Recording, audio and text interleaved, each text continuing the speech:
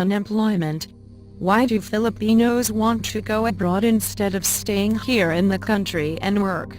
Why do Filipinos have to take the life-threatening risk in Iraq and other countries to work? Or why do they choose to be away from their families for a long time just to earn higher salaries abroad? Or what is the main reason why young Filipinos are planning to leave the country? Have you ever asked this question? The answer is simple. Unemployment.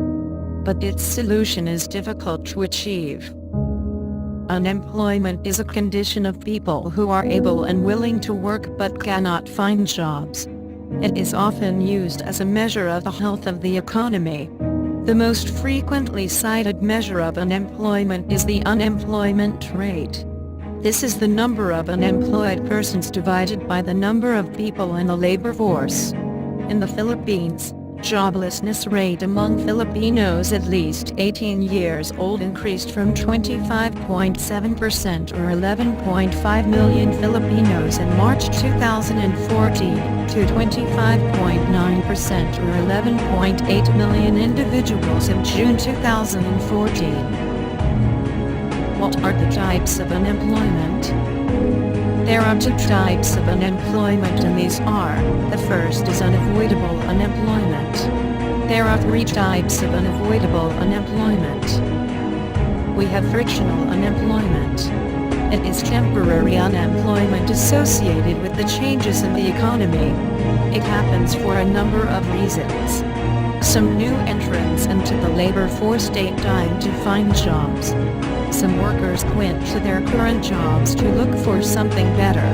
Still, some others are unemployed because of temporary disturbance such as weather or temporary shutdown for renovation of the building.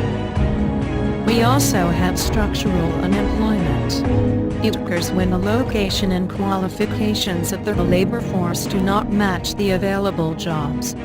For example, when California Manufacturing Corporation moved its factories from Sucat to Laguna, hundreds or even thousands workers were displaced because some were unwilling to be located to its new location. This results to structural unemployment.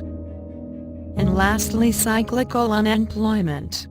Cyclical unemployment occurs during recessions because when demand for goods and services in an economy falls, some companies respond by cutting production and laying off workers rather than by reducing wages and prices.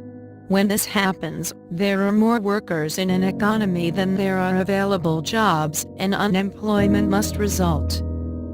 Another type of employment is called avoidable unemployment.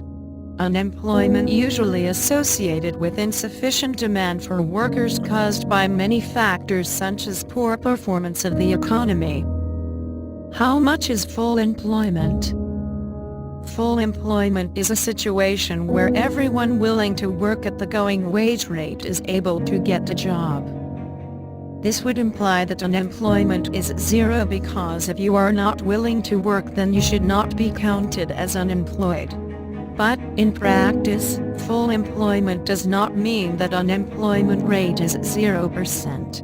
Generally, unemployment rate of 3% or less would be considered to be full employment. The full employment rate of unemployment is referred to as the natural rate of unemployment. Who are the underemployed? Underemployed people are workers that are highly skilled but working in low-paying jobs, workers that are highly skilled but work in low-skill jobs, and part-time workers that would prefer to be full-time.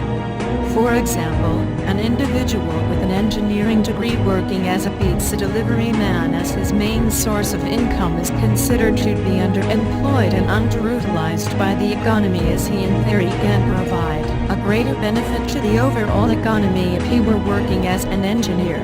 This is different from unemployment in that the individual is working but isn't working at their full capability. People are underemployed if 1. They are working on a part-time basis.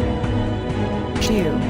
They are paid full-time but are not busy because the demand for the product is low.